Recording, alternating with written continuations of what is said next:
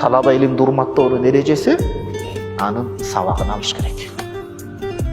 Сабагын алыш керек. Анан колдоо көрсөтүш керек. Кыйын экен. Же илимди тандайсың, же оокат дүйнөнү тандайсың. Дүйнөнү тандасаң, илимиң чала молдо болуп каласың, окуй албайсың. Дитиңизди буруп, жаштыкты, убакытты, үй бүлө бүт бардыгын эсебинен окуйт да. Анан бир аз каралашып койгуңуздар, бул жат адам эмес.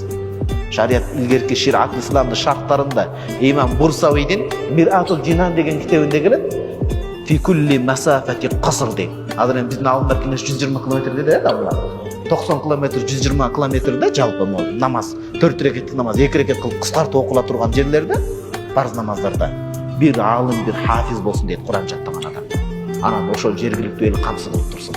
Ал тет жака барып калбасын деп атат. Ар бир жерде ошондой адам болсун деп атат. Кандай эле аким, губернатор, айыл башы, сот болгондой эле агартып көбүртө турган алым кары болсун деп атат. Колдоо көрсөтүп, көмөктөшүп, сабагын алып, балдарга окутуп калалы.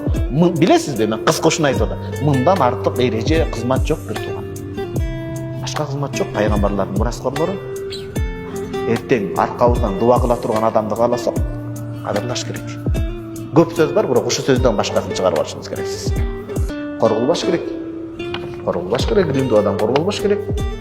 Балдарга таалим тарбия алып калыш керек.